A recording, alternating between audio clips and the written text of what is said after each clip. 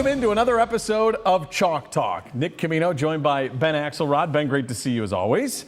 And here we are. We are going into week 4 of the NFL season, week 5 of the college football season. This guy's red hot. I'm not, but we've got plenty of time to get that turned around, and maybe Ben's got plenty of time to just keep that going. But Ben, quick review here. Yeah. You're scalding hot after a tough week 1 for you. Yeah, it's not often you get on a heater, especially when you're doing these things and you have limited picks. But yeah, I was going to bring a hose to hose you down here, but you've been. I'm sure my picks this week will do the job anyways. But yeah, I went 3-0 in college. Didn't even have to really sweat out any of those games. USC on Friday night, and then Wisconsin and Ohio State on Saturday, and 2-1 in college. But it was interesting. We both picked big spreads. I picked the Patriots to cover a big spread.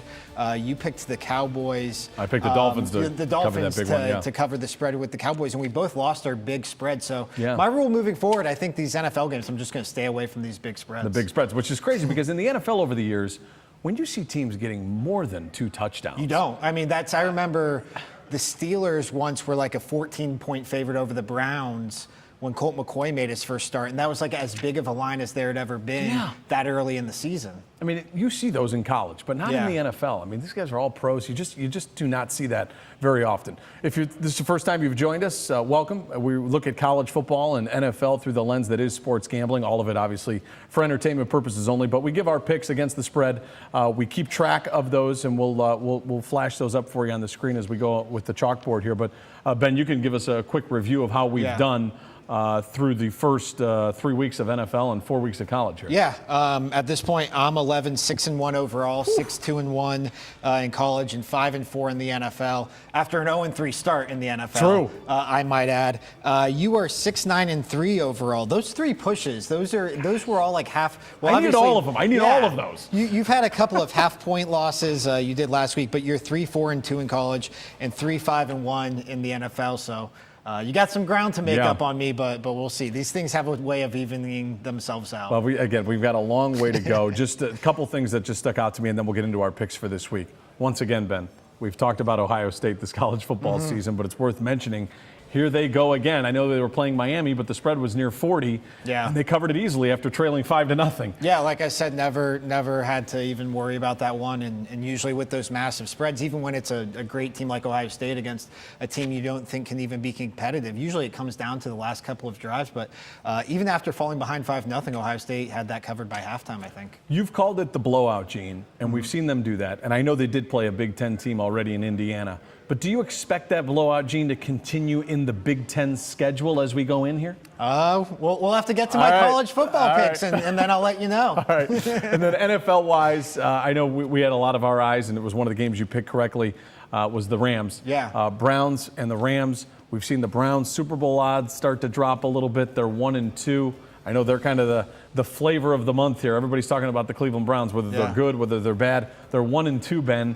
Do you see them getting this turned around? Is it just 3 weeks, or do you see some things that concern you? You know, I think this is such a tough stretch that they're in the middle of right now with the Ravens and then the 49ers, the Seahawks, and then the Patriots. I think they just have to find a way to keep their head above water once they get past that Patriots game. That back end of the schedule now with 2 games against the Steelers, 2 games against the Bengals, the Dolphins, the Bills are in there. That back end of the schedule is so much easier. But I think they need to find a way to go 3-4 coming out of these first 7 games, and they're 1-2 right now, so they've got to win one of these next win 1 or 2 of these next 4 games, and with the opponents they have, it's going to be tough. All right, we ready to make some picks here? Yeah, let's make some picks. All right, week 5 of the college football season, week 4 of the NFL season. We'll give you our picks against the spread. Again, all of it for entertainment purposes only, looking at it through the lens that is sports gambling, and we'll start with my 3 college picks. Yeah. Is that how we're going to go? Okay, we're going to start with the Vanderbilt Commodores. They are -6 at home against a MAC school in northern Illinois. And here's where I'm thinking on this. Okay, so Vandy's 0-3. What people may not realize, though, is that they've played Georgia, they've played Purdue, and they've played LSU. In my eyes, and I know, Ben, you agree, those are 3 really good teams. we're talking about an SEC school here against a MAC school, and I really just like those chances. I mean, Derek Mason is 9-3 against Group of 5 teams in his career.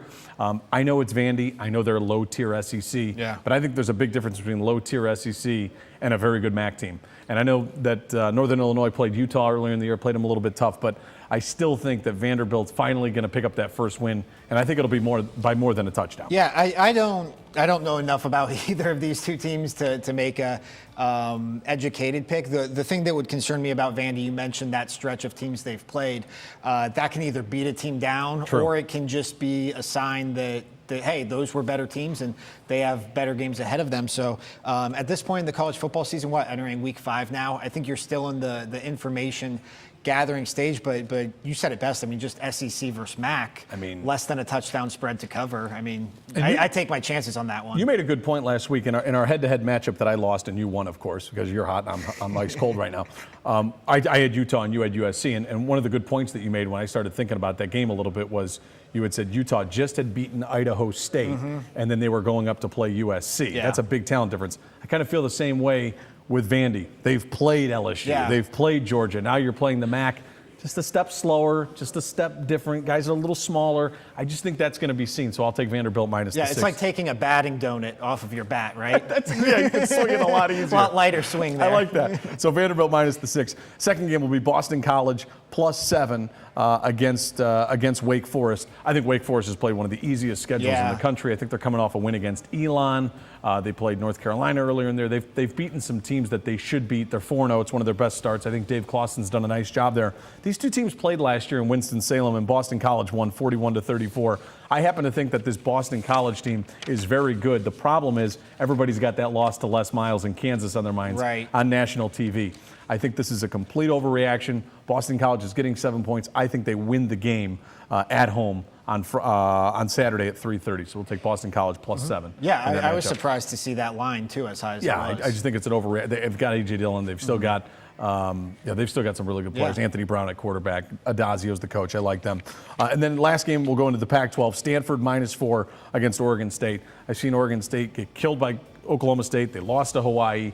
I don't think they're very good. I know in Corvallis weird things can happen, but I think Stanford is better even than their record. I know the quarterback's been out, but I just think they're the better team. They're going to blow them out in the trenches. Take Stanford -4 there. Yeah, I think I agree. There's a talent advantage there with Stanford, and always bet on talent. Right? Yeah, right? So my 3 games there, Vanderbilt -6, Boston College +7, Stanford -4. Let's get your 3 college picks, Ben. All right, I'm going to start with going against the team you bet on in your one college win last week, Notre Dame, covering that spread against Georgia. But I like Virginia +11.5. Seemed high. At Notre Dame. I thought it seemed high. Notre Dame coming off that physical game against Georgia. Virginia has an average margin of victory this year of 11.3. So to be an 11.5 point underdog in this game, that just doesn't match up with what Virginia has put on the field. Notre Dame, we've seen them struggle with mobile quarterbacks before, and Virginia has a good senior quarterback in Bryce Perkins. And Bronco Mendenhall, Virginia's head coach, he's familiar with Notre Dame from his time at BYU. Never beat them, but had a couple of close calls, both of them less than 10 points. So I like Virginia plus the 11.5 at Notre Dame. I like that game. I think Notre Dame wins the football game, but man, 11.5 seems pretty high. So I think I'd agree with you on that. Yeah, I like the points there more than anything. And, exactly. This next game, I was surprised to see this line this low. I think Houston is getting like some name recognition from the Tom Herman years or something, but North Texas -6 versus Houston. Wow. When you look at everything that Houston has gone through this week, their starting quarterback is redshirting and maybe not sticking around depending on who you read. Their second leading receiver, he was a senior, Keith Corbin, he's redshirting and probably going to leave. These guys are doing that so they can play next year. Yeah, this just seems like one of those classic years where Dana Holgerson takes it over and it's kind of just a process of a year. They're still transitioning to the new head coach. North Texas has actually been pretty good these last couple of years. They have 9 wins in each of their last 2 years. And North Texas, their point differential is, or their average margin of victory is a positive +4.7. Houston's is a -10.7.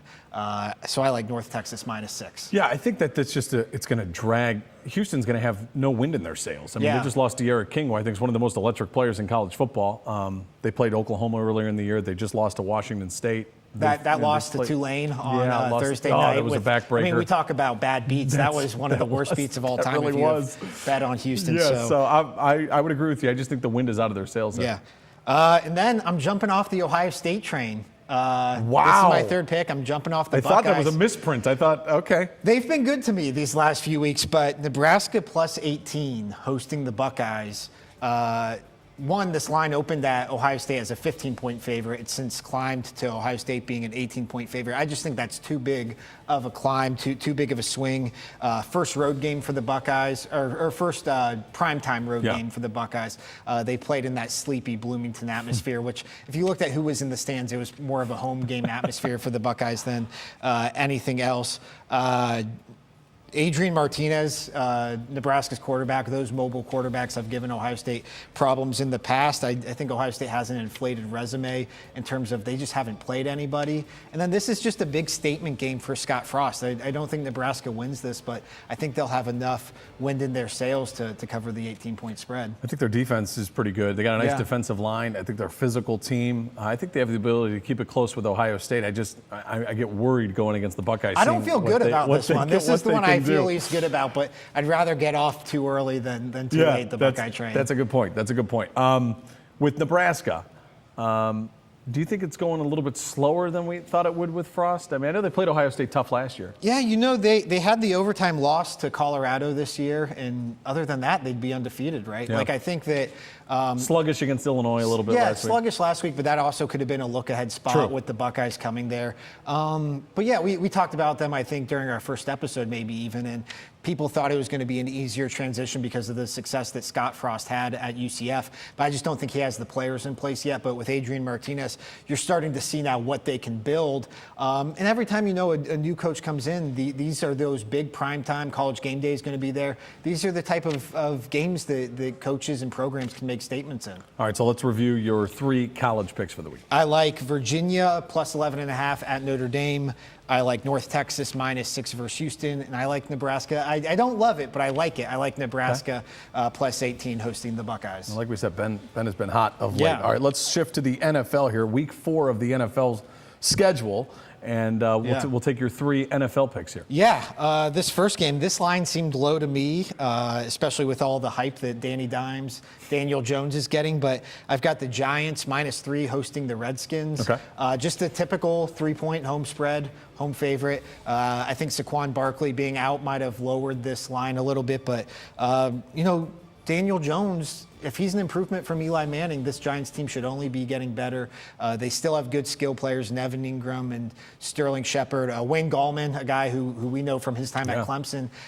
He's not Saquon Barkley, obviously, but he was one of the top running back prospects coming out of the draft, and I think he'll do a formidable job. And just the Redskins, they've committed to Case Keenum as their starter for this game. Maybe they go to Dwayne Haskins at halftime, but the Redskins just don't have a lot of signs of life for me. I don't see them covering this 3-point spread. No, and it's a short week for them. They played on Monday Night Football. I just think they're beat up from a physical Chicago team. Yeah. I'm with you on this one, too. I wish I would have picked it. My second pick, we talked about the Browns a little bit earlier. I actually like the Browns +7 against the Ravens. There was a lot of public money on the Browns, or a lot of public money on the Rams. It actually looked like the Browns might have covered against the Rams there heading into that fourth quarter. But I just think you look at the Browns 1-2, everything we know surrounding Freddie Kitchens. This is like a must-win spot for the Browns. So I think they're going to empty out everything they have. We saw Baker Mayfield beat the Ravens a year ago. I don't like the Browns to win outright, but I think the 7 points is just a little too high for a division game this early in the season. That's what I was going to ask you. Do you think the Browns win the game? So I don't think so. Yeah. I think the Ravens do, but I think it will be closer than people expect. All right, Browns are getting 7. Then your third and final pick. Yeah, my third and final one. We'll go back and forth on this. I like the Cowboys -3 at the Saints on Sunday Night Football. I just think the Cowboys have been a juggernaut. I haven't been that impressed with Teddy Bridgewater. I was skittish on the Saints before the Drew Brees injury, and I'm even more skeptical now. And I just think Ezekiel Elliott's only getting better. Dak Prescott at quarterback, Amari Cooper, Michael Gallup. This is like the type of offense that's built for indoors. And I think down there in the Superdome, a 3-point spread, even as a road favorite. I just like this spot for the Cowboys on national TV. Let's review with the chalkboard, because we're going to have a little disagreement. But let's hit Ben's 3 NFL picks. My 3 NFL picks, I like the Giants -3 versus the Redskins. I like the Browns +7 at the Ravens, and I like the Cowboys -3 at the Saints. All right, we'll hit my 3 NFL games. We'll start with the one that we disagree on. And it's the Saints getting, we said 3, right? So the spread's 3. I'm going head-to-head with Ben again here. I just think the Saints being able to go back home, and they just had a nice victory in Seattle against the Seahawks. And I know it was with Bridgewater, but he's done this before, I feel like. And I was a little bit questionable with them too. I was tempted to read into that game, but to me that game told me more about the Seahawks which than it very it did well the could. Saints. There were 2 non-offensive touchdowns for the Saints. That's not necessarily replicable. So I understand the thinking. I'm not there yet. But what I'm able to do is I'm able to get 3 points with the home team. I know Dallas has been really good, and they're playing in a dome also, so they should be fine. I think this is also a revenge spot for the Saints. They lost a tough game against the Cowboys last year in a primetime spot. So we'll go with the Saints. But, hey, we're disagreeing. He's red hot, so we'll see on that. Second game, definitely favorite play of the week, the New England Patriots -7.5 against the Bills. I know everyone looks at this and says, well, it's a little bit of a rivalry. The Bills are 3-0. The Bills have played the Jets, the Giants, and the Bengals. And they've needed late heroics to win all of those, I feel like. So I just think that they're a paper tiger. I don't think that the Bills are not as good as a 3-0 team. Good for them. I mean, it looks like they may have their franchise quarterback and everything like that, but I just don't think that they're this good. I think the Patriots will be ready to go, and they're showing that they don't want to take their foot off the pedal. So I'll take the Patriots -7.5. This is a weird one on Monday Night Football. Steelers -4 against the Bengals. I don't think the Bengals are very good. I also don't think the Steelers are very good, but I think the Steelers at home in this spot, this is a game that they need to win if they want to have any sort of chance to do anything. So the Steelers -4, I also will take them in this spot. So just to review with the chalkboard, we'll take the Saints +3, the Patriots -7.5, and the Steelers -4. I actually think Rudolph hasn't looked too awful with them, and their defense showed they were turning the ball. The 49ers were turning the ball over a lot in that game that they had at 4 o'clock on last Sunday. So. Yeah, I thought that was a tough spot for Mason Rudolph on the road at San Francisco for his first start. And then, I picked the Steelers last week, and they covered against the Niners that 7-point spread. I just think James Conner and Juju Smith-Schuster, that's still enough talent for this team to be competitive. Adding Minkah Fitzpatrick to me tells me they're not packing it in for this even this season, even after an 0-3 start. So I'm with you on the Steelers. They'll be revved up. They'll be pumped up. I think the Bengals too have just been overinflated by maybe some closer calls than we expected. But to me, the Dolphins are the worst team in the league, and the Bengals are right behind them. Yeah, I'm with you on that. Well, that's going to do it. We've got all of our picks there. Again, all of it for entertainment purposes only. It's been fun bringing you Chalk Talk. Nick Camino, Ben Axelrod, and we'll see you next week. Good luck this weekend.